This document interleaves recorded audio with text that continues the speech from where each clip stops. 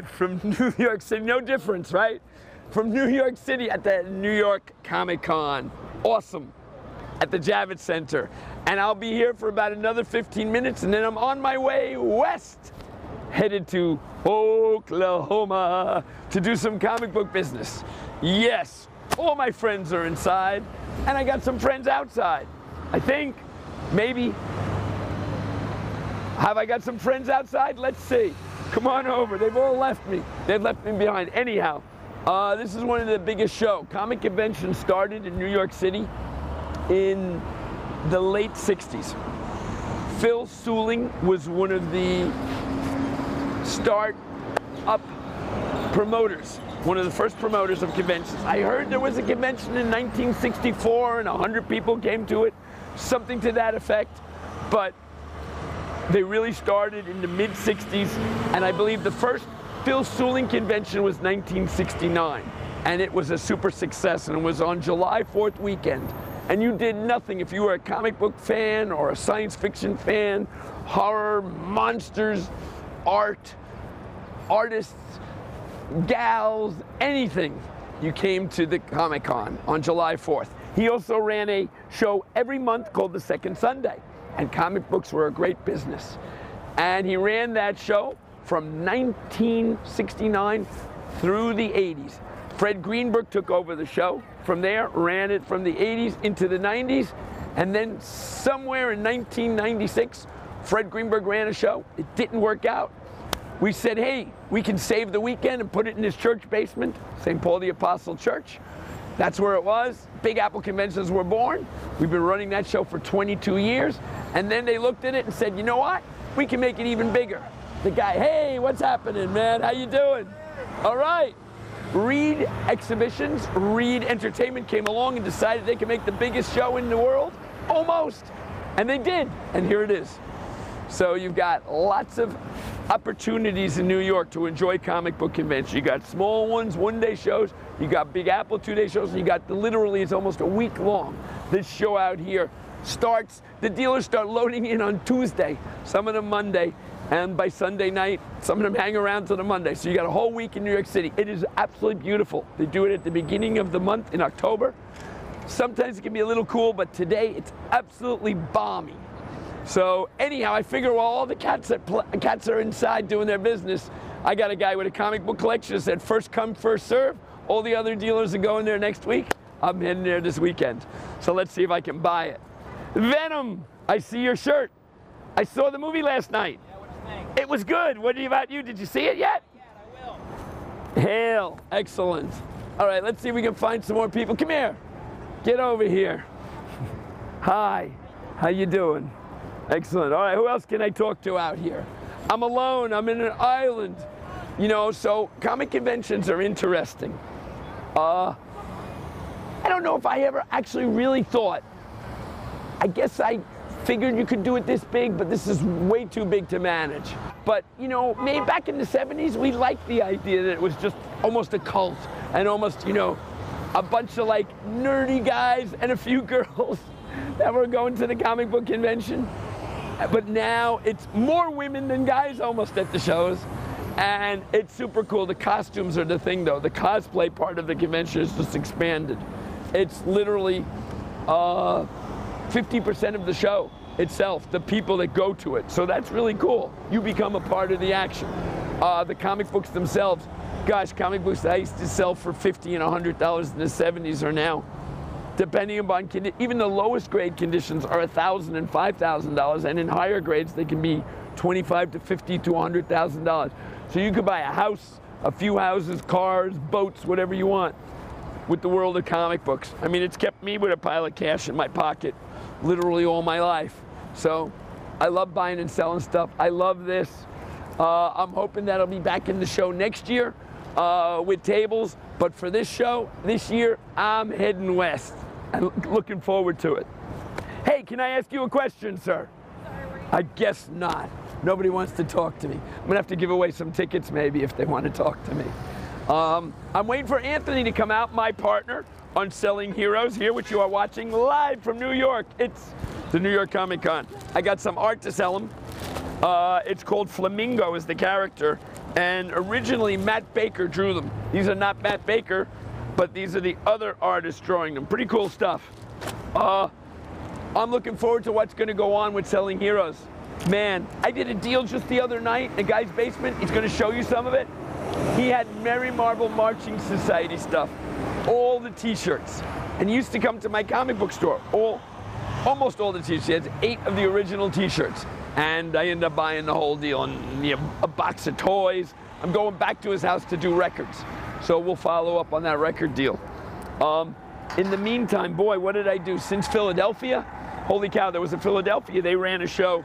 The same company that runs this show, Reed Entertainment, ran a show in Philadelphia, Keystone.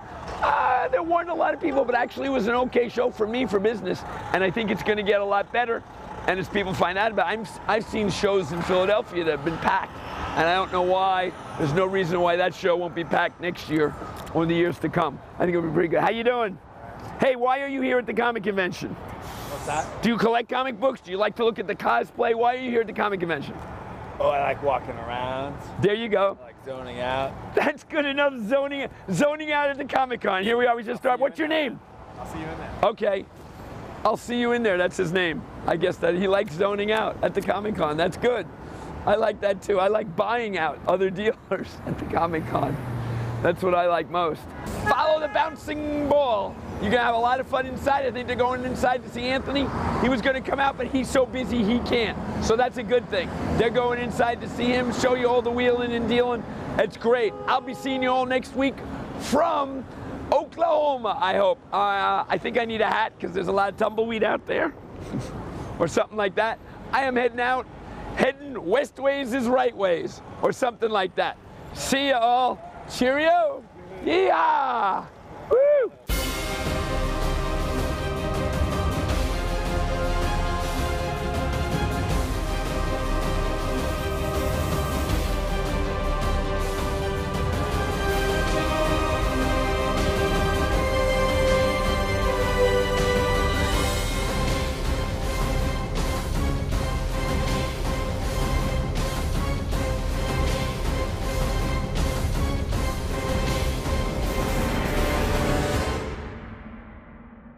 You are looking live from the New York Comic-Con in Manhattan, New York. Oh yeah, 2018 Comic-Con, here we are.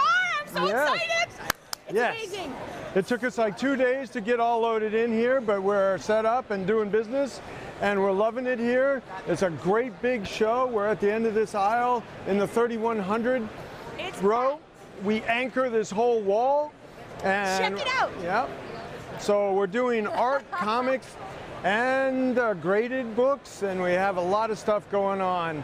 So Sharon, what's your favorite part of Comic-Con so far? Oh, seeing the cosplayers already. I've seen so many cool costumes. Yay. I can't wait to interview them. Spider-Man's here. I'm here. Hey, Spider-Man. How long have I been here? You'll never know. Oh. No, not again. Stop.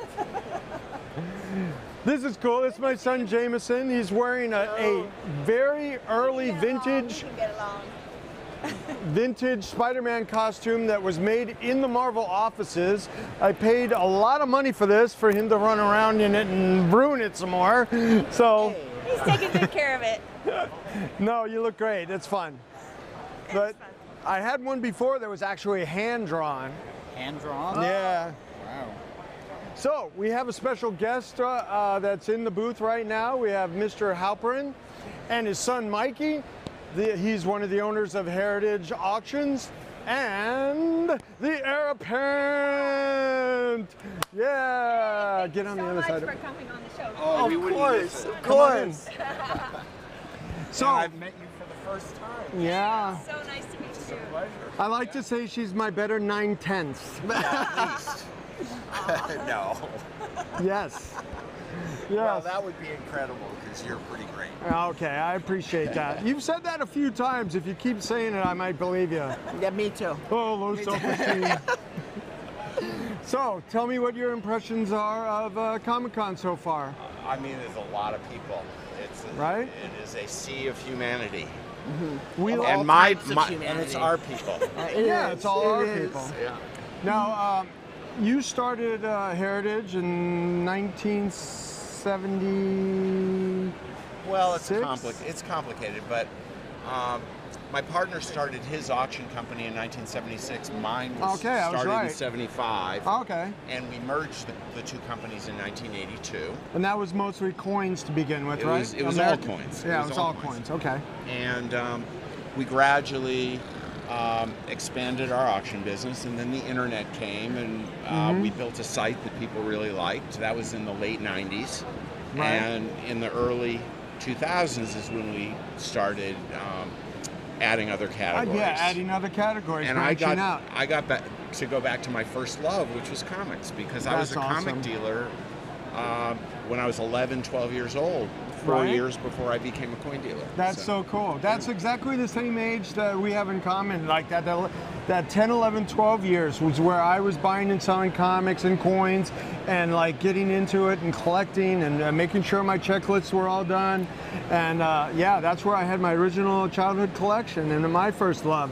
And that's what drew me back in to the hobby when I met my lovely wife. And I stopped, you know, pursuing other things, you know, running around, and and settled down and started collecting comics again, and it's grown into this. You know, this is my version of Heritage Auctions. So, yeah. So I love the catalogs that you make. They're so much fun to look through. Thank you.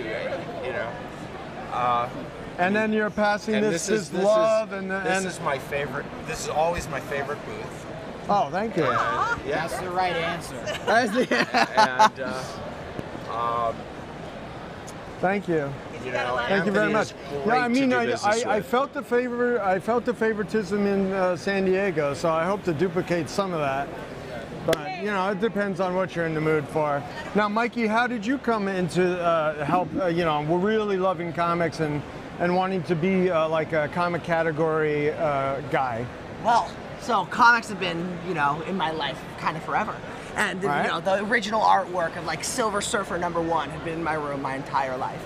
And honestly, I looked at it, I was like, oh, that's cool. Like, I love the superheroes, but it never really drawn me in. You have the Surfer 1 cover in your room? I had it until he had robbed me of it and put it off to auction, not to auction, off to be viewed by everyone in a museum on tour. And now I don't get to enjoy it every day. Yeah, you were very gracious about that sacrifice. Yeah, but it was on loan to you to begin with, admitted there.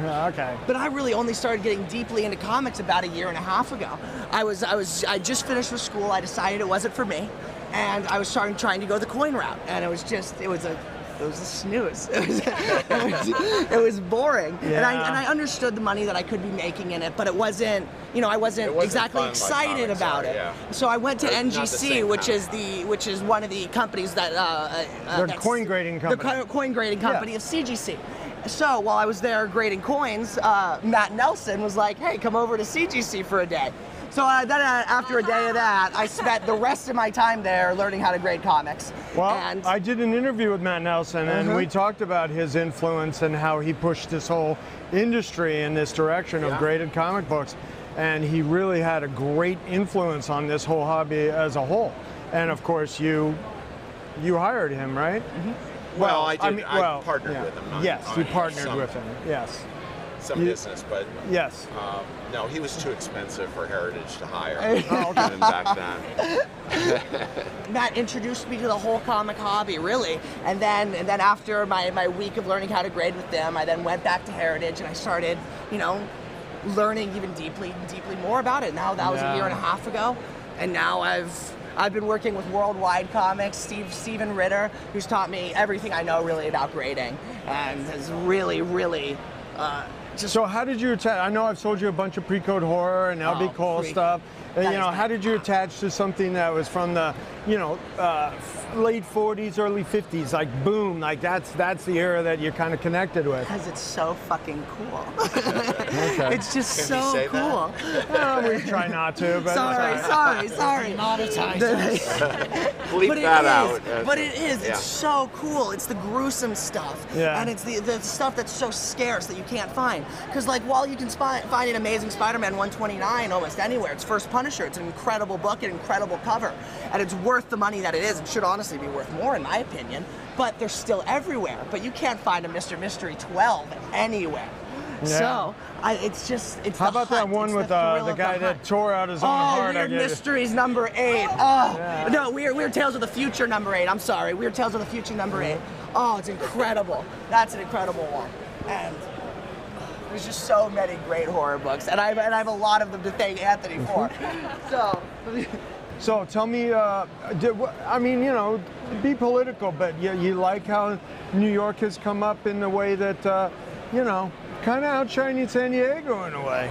Well, in a way, I mean, I think the crowd's a little bigger. I've never been to a New York Comic Con before. Oh my God, this is the first? This is my first one. Virgin. Yeah. But I heard it was great, and so, you know, came to check it out. Yeah. Yeah. Well, I like it in the way. It's terrific. I mean, it's important for me and the business in the way that you know, San Diego's infrastructure is kind of maxed out. Of course, that's why they've talked about moving to Anaheim. You know, there's been those rumor mills. Yeah, those grumblings. Yeah, those are more like grumblings.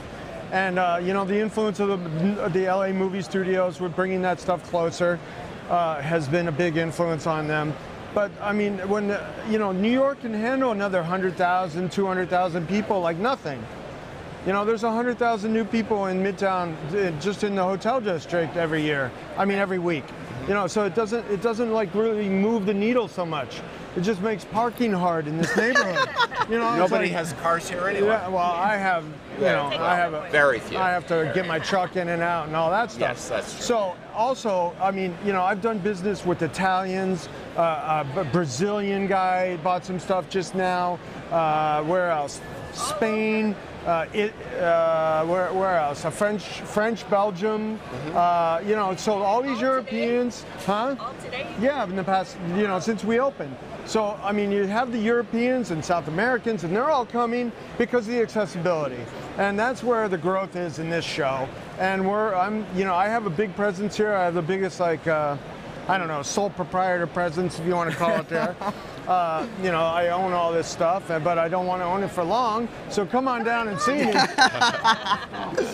Yeah, and I can vouch. You'll get good deals here. Thank you. Yes. Anthony is very fair, and he always has great stuff. Thank you very much. I didn't make But you I laugh. don't have that great stuff for long because And I he'll do make great you laugh. deals. Yeah. Yeah, well, And the you whole know. staff is so friendly and so nice and very efficient. They let you Well, dress I don't as know about Spider-Man. that, but I mean, They appear They piss me off on a to daily the outside basis, but- world to be very efficient. okay. I thank you. So what's your plans for the monster that you've helped create and build? You know, more categories, more locations. Yes, and yes. Nice. But you know, slowly. You know, we don't want it to spin out of control. We want to do it safely. But if you and- delegate and hire the right department Yeah. heads, that's the way it works, right? Yes, it is. You know, Yes, it that's what is. I've tried to do in And my we have- own small way, is hire department heads that handle Yeah. categories. And I feel we have an incredible team, especially in comics. Yeah, I of think course, we yeah. just have the Yeah, best I of did the a best. deal with your head guy, Mr. Ed Jaster. Did a deal with him yesterday. I don't know if you heard. I did hear. Okay. Thank you very well, much. I'm glad it was big enough to register on the Jim Halperin meter. That's good. I'm hopeful that we'll do well with that stuff. And anything that you're looking for? I mean, for this show, Mikey? Are you looking for some more LB Cole or something like that? I would love to find. I just actually bought a Terrors of the Jungle 20 signed by LB Cole. No way. Around a 7.0, 7.5-ish range. Yeah. Gorgeous book. Brilliant colors on it. Yeah, Perfect and not registry. signed on the cover either. Which No, is yeah, good. signed in It's the much interior. better Back signed in in the the day, I interior. remember this. I mean, back in the day, I was at a show and CC Beck was signing, and I had a couple Captain Marvels, and I signed it, and they would always open and sign on that top bottom indentia. They didn't want to deface right. the cover. Exactly. That's right. Yeah, this signing on the cover is a more recent thing. And you know, I found I bought a collection the other day, and there were some Disneys in it, and they were beat to shreds. But I opened it, and there was two of them signed by Carl Barks on the inside. That was cool. Yeah. Yeah, so that's fun. I always love Carl Barks. I mean, that's underappreciated genius of comics in America? Not really underappreciated anymore. Well, it's kind of, yeah. I appreciate him. Yeah, me too.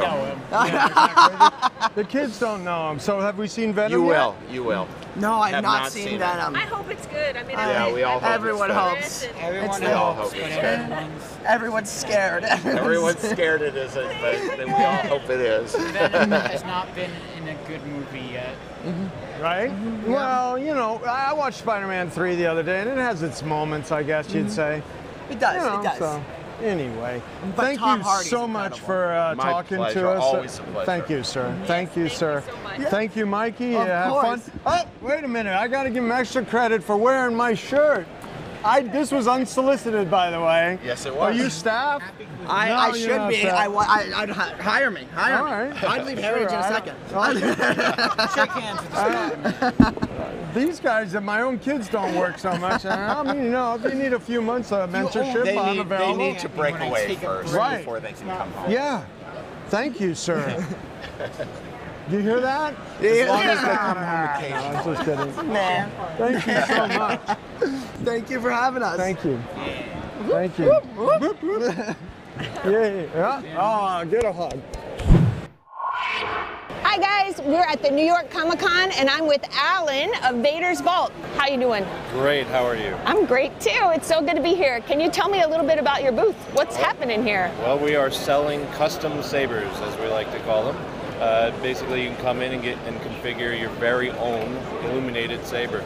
You get to customize your own lightsaber. That's yes. incredible. Can you show us some? Yes, so Awesome. here we have our Ardent Elite model, and it has been customized with what we call savage weathering, so it looks old and used. Ooh, aged. And it has our NeoPixel technology in there, so a very realistic blade effect.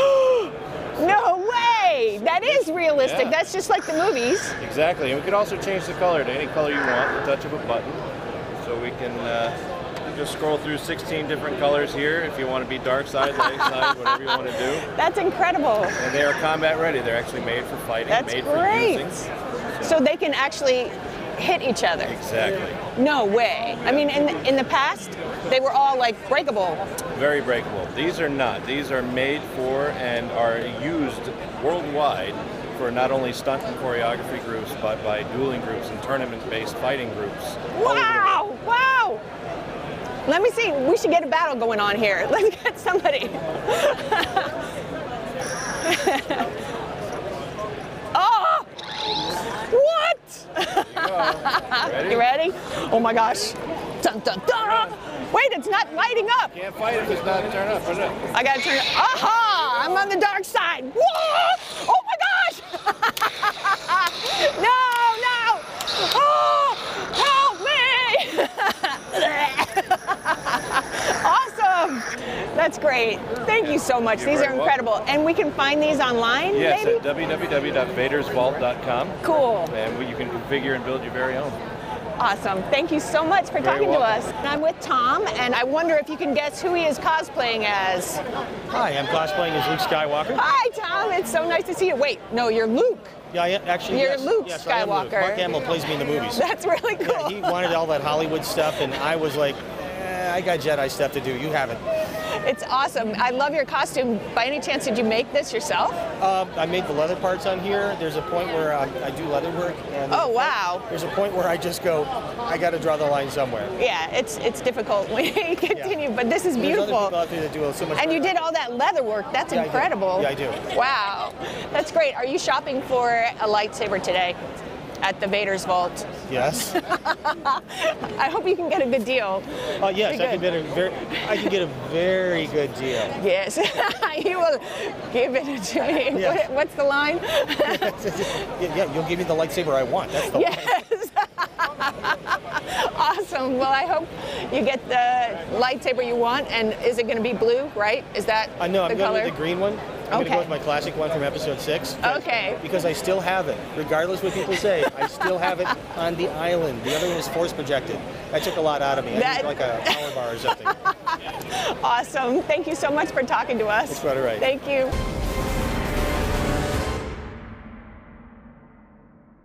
Tell me about how you started in comics in general. As a kid, I started reading comics, mostly European stuff. When I started the art school, I basically started drawing them. Never occurred to me to do... Now, what is the theme of when you say European comics? They're not so superhero-y? Yeah, it's Franco-Belgian stuff, Italian stuff, Spanish, lot of that. So is that like romance, drama, crime, noir type stuff? No, mostly it was sci-fi and sci-fi. You know, Mobius, that kind of stuff. Yeah, of course. I love Mobius. Yeah. So that that's was your hero in a way? My favorite, yeah. Your favorite? Yeah. Real genius, that guy. Yeah. Were you able to finish school before, you know, the war and everything? Yeah. I finished in 91, just as the war was starting. Oh, okay. So 92 ended up in the army, fighting. For the good guys, right? Well, your side is always good guys, you know.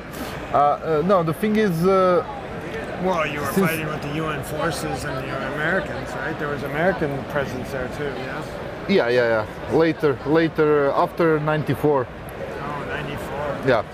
So anyway, my first career in art was actually animation. That's the first thing I started doing like professionally. There was a couple of... After the war? No, before. Before? During the art school, yeah. Oh, okay. So, like, there were a couple of professional studios in Zagreb, but that was no more once the war started. Like, animation was one of the first casualties of war. So I was left with what at that time was my hobby, comics and illustration. So I pursued that. Up until that time, really I didn't see comics as a career. Like, I was doing underground... Gilbert Shelton, Robert Crumb type. Yeah, that kind of stuff. Yeah. Okay. So I was into that. Adult theme stories with cartoon art. Yeah, just playing with medium, let's say. So when did you finally like adapt yourself and try to do American style comics with a pencil and ink style that you know has brought you so far in this? Well, not for a while, because when I started sending my portfolio in US, whenever if somebody would respond to it, they would just say that it's too European, not for them. In Europe, they were saying that it's too American, not for them. So I was kind of in between. Yeah, that's funny. Yeah. It's like my modeling career. I was too European in America, and then I was too European in Europe. Yep. Because I look like a Greek guy, and when I went to Italy, they're like, "Hey, you look like the guy. You look like you're from, you know, Florence." You look like a Greek guy, but from America, and that's not what we need. We need a Greek guy. They wanted blonde-haired, blue-eyed guys. No, I understand that selection process, and it's difficult. I mean, when I was, you know, trying to be a freelance photographer, it's like I'm trying to get a job every week. I'm proposing myself, you know. It's difficult. Yeah. It's a tough way to make a living. You have to rely on somebody else to decide, oh, you're good enough to do this job, and who the fuck are you? Yep, they probably don't really know. You can't do it anyway. Yep. You have to hire somebody to do it, but you make the decision. I had a really hard time with that, so I wasn't very good at playing the game. And I see that in you, but, you know, your work speaks for itself. So where did your break in American comics come through? Well, first gig I got in States was Antarctic Press. It's a small company from Texas, and they're actually doing manga mostly. So I never heard of them. It just we find that they were looking for artists, so I sent them my stuff, and they liked it. So only when I was already working with them did I saw that they were actually just doing manga. Wow. You know, so I was like, why the fuck did you pick me? I don't have manga style at all, you know. After that, it was through a friend of mine, Eddie Bilkovic. He just started working in Vertigo. I met the Axel Alonso, who was then he was editor. at Vertigo on DC at the time. Yeah. Okay. and he liked my stuff and offered me a job on the spot, so I moved into Vertigo and did a couple of projects there. There was a Strange Adventures job, I remember, and Yeah, like there was that. A There Warrior was- Nun. What was it called? No, Warrior Nun was Nun? for the guys from Texas, Antarctic okay. Press. All right. So you got an entree into DC. Did now Axel when he moved to Marvel? Did he? No, I bring moved to your- I moved to Marvel before him. Oh, okay. I got in fight with Karen Berger, then editor-in-chief of Vertigo, Yes. and I left. Okay. And basically he got offered a job in Marvel, and I took it because I didn't have anything else to do at that point. You gotta And, remember back I then think- Marvel was in bankruptcy. Oh, okay. It was And this was the first Children of the Atom job. you Children did? of the Atom was first job I did there, yeah. Right. I still remember those first painted covers you did, like they were on board. It was the beginning. Yeah. Now, where did somebody say, "Hey, can you paint covers"? Well, I was doing those back home. Okay. So I always offered it because I was at that time already doing a lot of book covers, you know, sci-fi books, Oh, that kind of okay. stuff. So I would say that I was probably professional. Painter in Europe before you crossed over into American comics. Yeah. So then, I mean, I think you really rose into the predominance of the comic crowd and culture when you started doing those Wolverine covers. Well, I Yes. was doing two things at the same time. I was doing a Loki book and those Wolverine covers. Oh, So- okay. So, yeah, but the Wolverine covers were coming out on a monthly basis, and Loki took a year. Yeah, or Yeah, even so, more than I that. mean, Yeah. we didn't see that for a year, but that was your slow burn and your rise, and then when Loki came out, boom. Yeah, exactly. You know, you're a star in this business.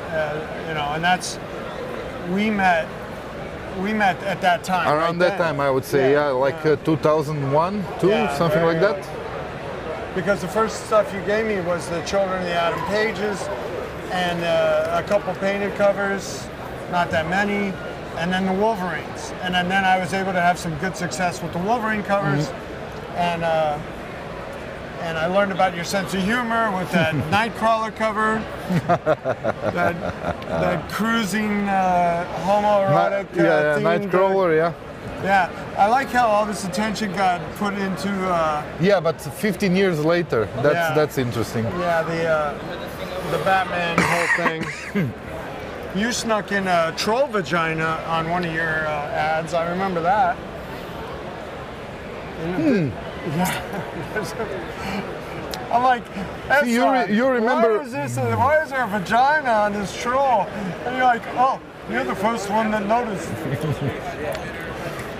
Well, yeah, a lot of that shit just doesn't go noticed. It's unbelievable to me, actually, like Right? how much of that stuff nobody really notices. Well, I don't understand how the Batman's penis thing got through like editorial. Like, but then it caused a big stink. Oh, they were going for. I think they were going for. For shock effect? Yeah. Okay. I'm pretty sure it was. So Not. Loki comes out, and with my clients that bought those pieces, there was a big reaction. There was like, you're the second coming of Frank Frazetta. This is the best stuff we've seen since Frank. Your best efforts on that stuff was very well received, and we did well with it, like selling at the time. Yep. And that gave me the room to, like, because of the reception of it, to push up your price points and your values, and eventually get $10,000 for a God of Thunder cover, for an Avengers 1 cover, the FF3 cover right there. We just got $10,000 for. So things are working out. Yeah. So you've cleared your schedule of this European project that unfortunately didn't work out. Yeah. And we might have an opportunity with another company, but should we not talk about that? No. We shouldn't talk about that. Okay. How do you see yourself in 5 years, like in this business? You just want to keep working, you're happy, you're okay? I don't see myself in the business? No. I just don't think about that stuff for that far away. Right? No, I understand too. So you're having fun in the medium right now, and you're going to stay here, and we're going to enjoy your work. And you know, Marvel used you to relaunch the FF and the FF1, the Avengers 1, the Conan 1. I mean, these are prestige jobs. Yeah. These are you know, as a guy that you know, grew up in comics and loved comics. I mean, Conan and FF. You know, they used. At one time, Conan was the most popular, highest circulating comic at Marvel. Yeah, that was long time ago, though. Like, yeah, it was a long time ago. But I mean, you know, it was also the first Marvel movie that got made with Arnold Schwarzenegger and such like that. Yep. And that's when I was a kid. And there was a fun story that me and my dad were going into a comic book store all that time ago, and he said, "Let's buy all the Conan ones we can. There's a movie coming out." And now that happens all the time now because there's a movie coming out every month, it seems like. So you like living in Croatia, though. I mean, I know that you went through a big transition with that whole, you know, after the war, and but now it's been very updated and contemporary. No, it always was. But the thing is, for a while I thought that I will have to move in States for work. Yes. But then I realized that basically I don't have to do it. And not just that, but I realized that actually it's to my advantage to stay where I am. Because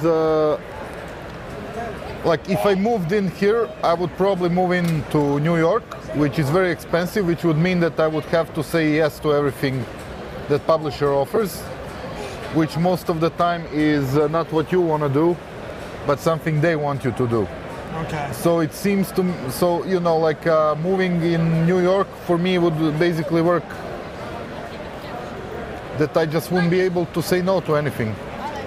And since I was living in Croatia, where, mind you, back then, like same apartment I would rent here for like $2,000. Back then, I was renting in Zagreb for $200. So I had almost a year of living for 1 month's rent in New York. Yeah, the dollar went a long way.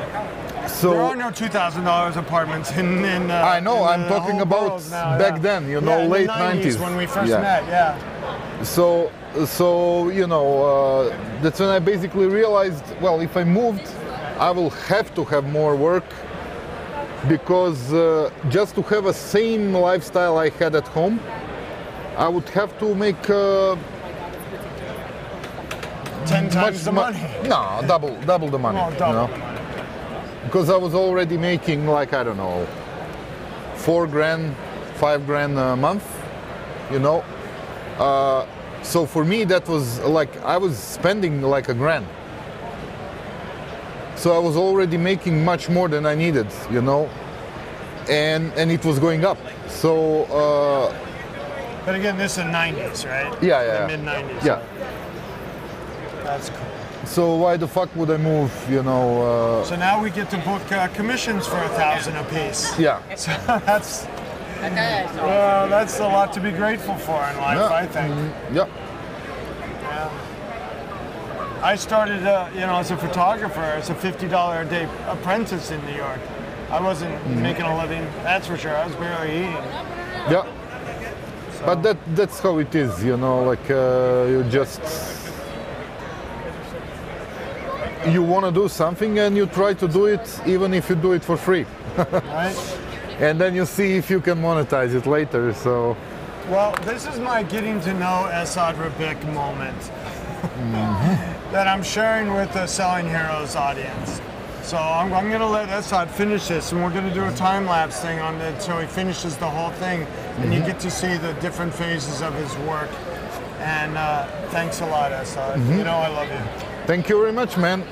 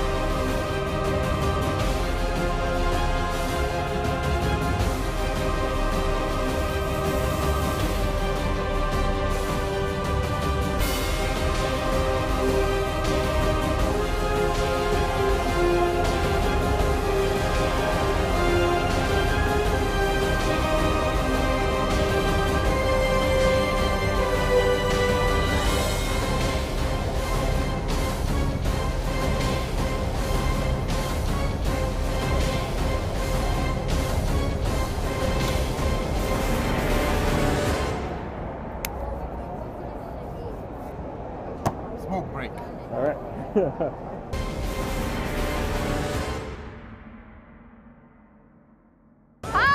How you doing? I'm good, how are you? I'm just driving around, having a good time. This costume is incredible! Hunter, fix the chest. How are you? Beep! Ah! Here we are at the New York Comic Con and I'm with Bumblebee! Can you believe this? Holy macaroni, this is amazing! How did New you York make Comic this? Con rock! Oh, yes it does! New York Comic Con! Yeah! How did you make this costume? This is what I do for a living. My business is called Extreme Costumes. Extreme costumes. Wow, I'm gonna check that out. That's incredible. Yeah. Woohoo! I want to give you a hug. Come here, Bumblebee. Yay! I love you. Thank you so much. Hunter, the chest is messed up. So line it up. So he'll do it. I got it. I got it. I hugged you a little too hard. Sorry about that. Broke. Okay. Bye. Yay! I'm Giselle from Enchanted, and it takes about an hour to get ready.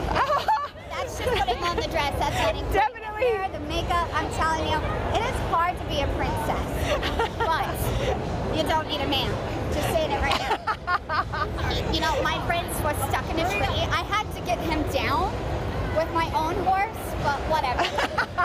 But you look amazing. Thank you so much. Did you make the costume? I did. It's about 500 hours. Are you serious? Yeah.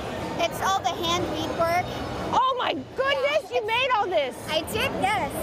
Putting the hoop skirt, the bottom hoop is 210 inches around. So yeah, it's a lot incredible. of dress. Yeah. If you like torture, this is the dress. Say yes to the dress. Yes, yes, yes. It's definitely worth it. You look beautiful. You look amazing. I love it. I love it so much. And thank you so much for talking to me. Of course. Perfection. The Power Rangers. Are you kidding? Yeah, look at these guys. Incredible. Tell me about your costume. I am Rita Repulse. I'm always looking for the Power Rangers, and those are my sons. Ah, look at them! Scary! Ah. And how about yours? I'm Tommy Oliver, the Green Ranger. I'm Rita Repulsa's right hand, always against the other Rangers. Awesome! Really cool. Hi. Hi, I'm Billy, the Blue Ranger. Very cool. Hi. I am Nathan as the Yellow Ranger from Maryland. Awesome. Again, all the way from DC. Yeah. All the way from DC? Yeah. No way. Awesome. That's great. It's fun con. Yeah. Yay. I'm Ruby. I'm the Pink Ranger as Kimberly. Nice. I love you guys. It's so cool. Oh, I'm Zach, and hey, if you want some lessons on my hip hop keto, meet me out later. Oh yeah. Yeah. For sure. Oh yeah. Cool. Patrick just dropping in as the Red Ranger. Yeah, I've been coming here for a long time, so I love it here. Nice. I feel like it gets bigger and better every year. It does. I'm having so every much year. fun, right? Yeah. It's incredible. Yeah. Can you speak through that? Ah! The scary things! Ah, don't get me! Stop! Don't get me! Help me, Rangers! Help me! Help me! Thank you, guys. Enjoy the car. Thank you, guys. Thank you. I'm with Lindsay, and she has this amazing outfit. Cosplayer Extreme. Tell me about your costume. I'm cosplaying as Junkrat from Overwatch. This is his hayseed skin. Oh, that's incredible. Did you make this all yourself? I did. My friend helped me paint all of these pieces. But besides that, all of the fabrication is mine. That's incredible, incredible. What is this down here? I know that there's like a prop that you have down there. I don't know what that is. This is my rip tire, so when I do my ultimate, it flies out and explodes. Oh no! That's pretty cool. Awesome. Are you having fun at the con? Absolutely, so much fun. Well, people like you really make me have a great time at the con. I really enjoy seeing this. It's awesome. Thank you. Incredible job. Tell me about your costume. Built it all by hand. Wow! In about 2 weeks. Kind of killed myself for it. You must have been working around the clock. Oh, yes. Yeah, really. That's great. And you've got the amazing eyes and the makeup is crazy great. eyes. Thank you. How did you do these, the bone wings? So the wings are PVC, and then it's foam clay to sculpt all like the bone shapes. Oh, wow. That's amazing. And you did all the sewing yourself too? Yep. It's beautiful. And what's the character's name again? The character is Bleeze from DC, the Red Lanterns. What's that? Bleeze is her name. She's from DC and the Red Lanterns. Oh, cool. Awesome. Thank you so much. Are you having a great time at the con? I am. It's very crowded, but it's a lot of fun. Yeah. It's worth it to wear this. Yes, it is. You're making a lot of people happy. Thank you. Awesome job. Check out this amazing cosplayer. Tell me about your costume. I'm Swamp Thing from DC Comics. It's amazing. Thank you very much. You have lots of little creatures all over you. It's incredible. I see a frog and looks like a scorpion kind of thing. Yeah, there's a bird over there. Amazing. Oh, a bird too. Got a mole. Did you make this all yourself? Yeah, it's all custom made. It's incredible. How long did it take? It took like 4 months. Wow. How did you do the mask? I sculpted it out of clay, and then I made a plaster mold, and then I used latex. Incredible. I love it. I Thank you. absolutely love it. Wow, look at the feet. Did you do the feet the same way? The feet I used like pipe foam insulation, and I just cut them up and made them look like roots. Pipe foam insulation. That is so creative. Thank you. That's amazing. Are you a fan of the Swamp Thing I movies or? Oh yeah, I mean they're cheesy, but I love them. Yeah, I love the Swamp Thing comics. The Alan Moore run is great. That's amazing. Yeah, I just want more people need to know about Swamp Thing, so thought I'd bring them out into the open. I love it. Thank you. It's great. Have a great con. Thank you. So much You too. fun to see this. Thanks so much. I really appreciate you doing this. Oh, you know? I appreciate it. I mean, it's awesome. And I'm with Sterling, dressed as the very scary. Ah, no, it's Venom. This is an amazing costume. Did you make it yourself? No, I had 2 people make my outfit. Leon Alves from Exoskeleton, and then Blacksmith from Anything Unusual, and then I got my team, my cosplay team from Kimyo Illusionist. Whoa, that's incredible. You had quite a team to build this, and it shows. This is incredible detail, very realistic. It looks like it could be in a movie. It's great. Really nice. Are you having a good con this year? Yes, it's been pretty amazing. Very cool. Awesome. Thank you so much for talking to me. It's great. Oh, and look at the sword too. Wait a minute. Check it out. That's amazing. That's made out of wood, right? So good. Isn't this amazing? Wow. Thank you so much. These are some amazing costumes. Check these guys out. What? That's so fun. Tell me about your costume. This is from Beetlejuice. Beetlejuice. Tim Burton director. Yes, Tim Burton's Beetlejuice. That's incredible. We're the Beetlejuice. Awesome. One of the best movies ever created. One of my agree. personal favorites. One of the best movies ever. And we are the Maitlands. And what? We are the Maitlands. Adam and Barbara Maitland. Awesome. So cool. Yay! Beetlejuice. Check out this cosplayer. Amazing, right? Tell me about your costume. Hi, I'm Mary Shaw from Dead Silence. It's a horror movie. And she got no children, only dolls. Oh my gosh. Whoa, it's incredible. How did you make this? How did you come up with this? The dolls come from the scary closet. Is Billy, is the evil clown. They're my children. They're so scary. And I love your makeup. That must have taken a long time. 6 hours. Oh my goodness. I woke up at 3 a.m. 3 a.m. Yeah. It's definitely worth it. It's very spooky and incredible. Worth it. Yes, definitely worth it. Awesome job. Thank you. Are you having a good time? Yes. I mean, you're making so many people happy. So many and people scared happy. at the And same scared time. at the same time. A lot of fun. A lot Thank of you fun. so much for Thank talking you. to me. Thank you. Check this amazing cosplay out. Wow, Elizabeth, you did a great job. Thank Tell us you. about your costumes. He is Louise's nightlight. There was an episode in Bob's Burgers, the very first one from the last season. She gets sick and she's in her nightmare with her ruined Coochie Copy that her family ruined, and then she meets up with his original Coochie Copy. So ever since then, I said, I am so determined to make this. So I wanted to make him life size because I love it so much. So yeah, thank you. I feel like it's the best thing I've seen. The Oh, whole thank Comic-Con, you. it's incredible. Thank and you. Who's inside there? Is there someone in there? Yeah. Hello! Yeah, my boyfriend's inside. That's awesome. How long did it take you to make this, and how did you do it? It, like procrastinating, it was like a good month, but without like hour-wise, it was just like 2 weeks. Whoa. Yeah. That's incredible. Thank you. That is amazing. Woo! Yay! It's so great. I love it. Thank you so much. Do you have a website or anything that we? No, I have an Instagram. Nightmare for Two. Nightmare for Two. Yeah. Very cool. Thank you so much. Yeah, of course. Thanks, Elizabeth. Yay! Go Jacoby! Bob's Burgers. Yay!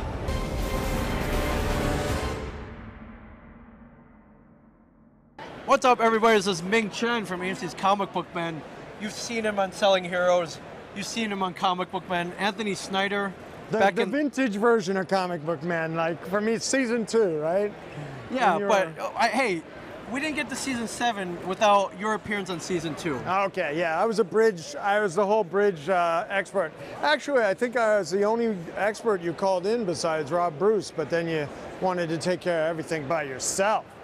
Well, you know, as a geek, you think you know everything, but we don't know everything. Right. You're the foremost expert in original comic book art. You've been to New York Comic Con. We're in 2000. Everyone? We're in 2018, yes. Started in 2006, correct? 6? Okay, you'd have to tell me. I can't remember. But yeah, but I'm also the most diversified dealer in the country, and I have the biggest presence here. I have 10 booths. I have the best artist in the business, Assad Rabic. With me doing commissions, and we're selling his beautiful covers. Look at these covers that he just did. It's just amazing, beautiful work that's getting better all the time. I didn't think it could get better, but it is. And it's just like my marriage. Didn't think it could get better, but it is. I've met your wife. That comes down with reducing your expectations all the time. Yeah, but you're an old married man, you know. I am, but I love coming into the con, and I know you take over basically a whole city block here at New York Comic Con. You're always in the 3100 aisle. Like, I know, if I need to seek refuge, if I need to see some awesomeness. Yeah, you've spent some time with me at booths. You're always great with people. You're the best. You know how to work a crowd. You get out, and you're a great PR guy. I mean, that's what I love about you. I mean, and if you want to co-host sometime, let me know. Mike, Mike, sometimes he doesn't want to show up or he's out of town. We can do something. Okay, we won't talk about that, but I am very reliable. You're not under contract anymore, right? I am not under any contracts. Mike, Anthony, you know that anytime you need me, that I'm always here. Okay, yeah. That's awesome. Yeah, well, let's talk about the art, though. Yeah, sure. What is it about the original art that you love so much? Well, what do you need? Wait a minute, I got to try to make an $1,800 sale. No, for sure. Oh, you're always hustling, man.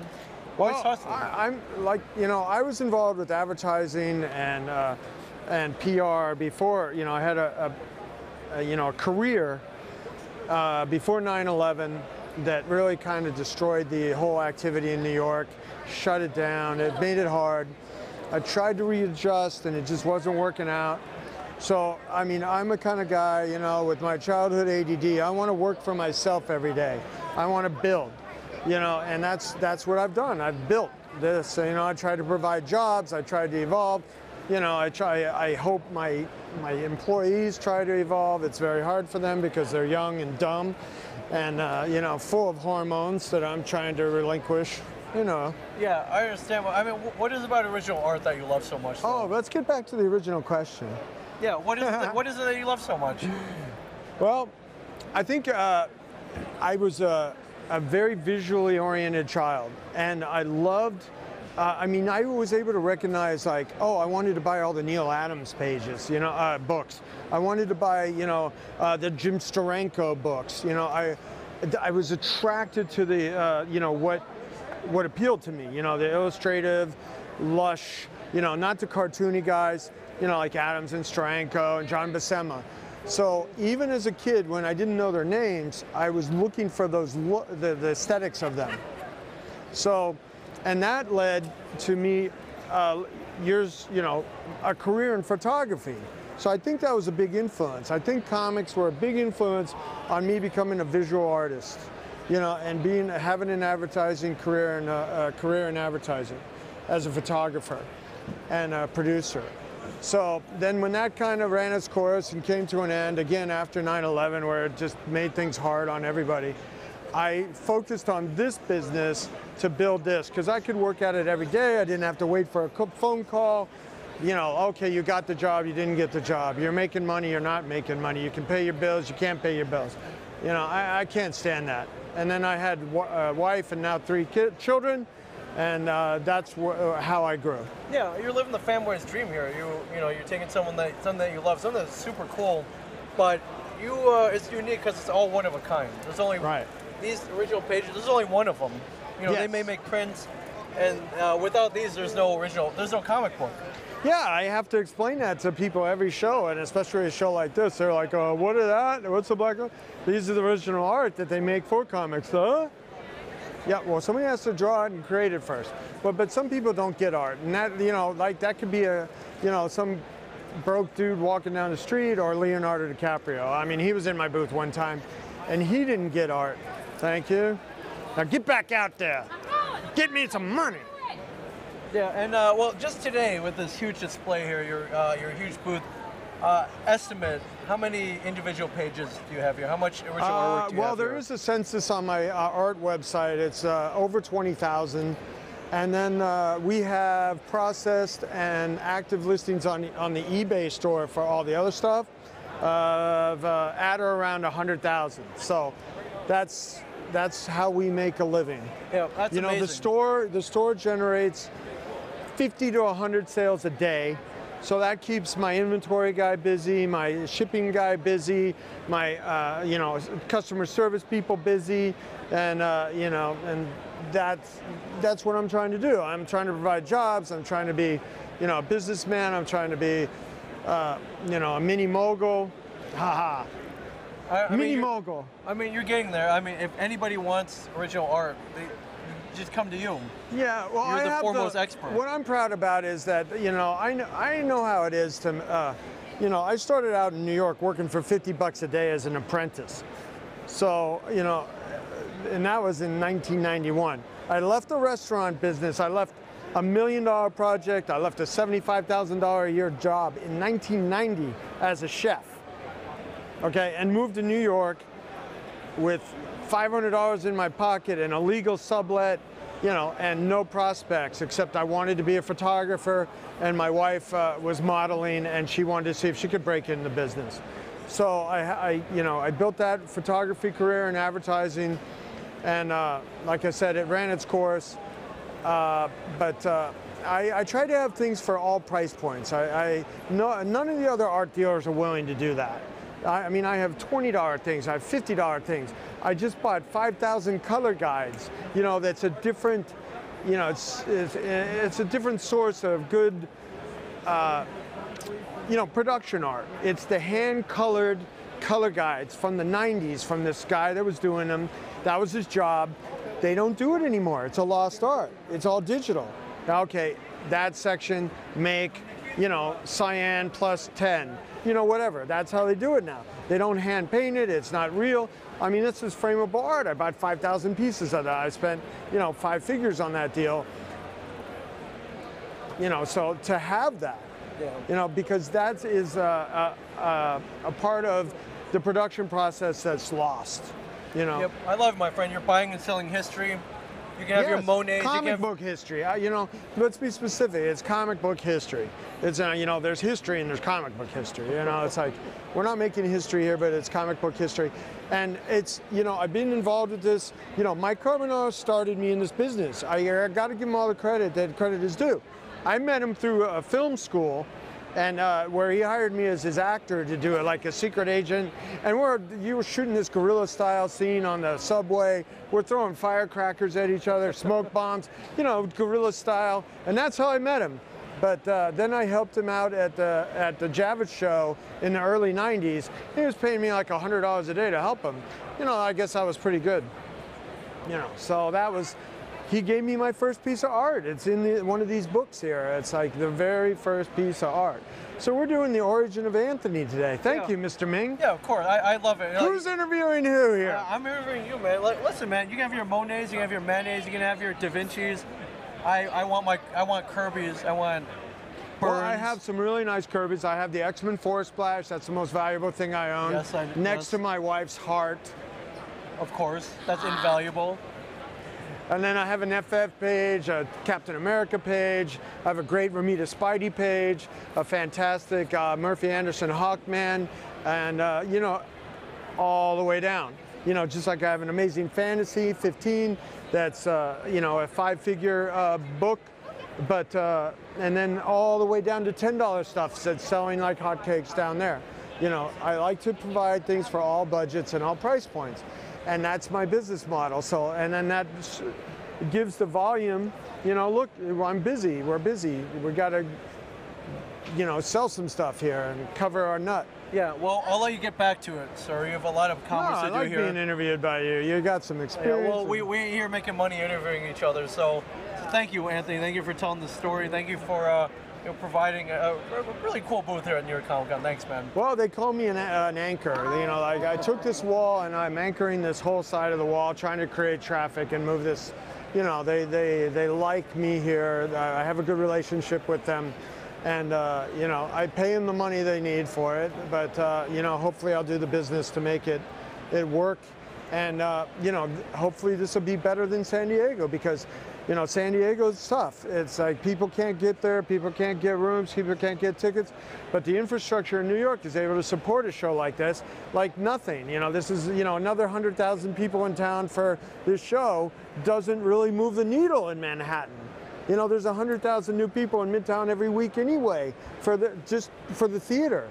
So this is our theater, and we're putting on a good show. Yeah, awesome, man. Thank you. Thank you, Mr. Ming. Ming the Merciless. Thank you.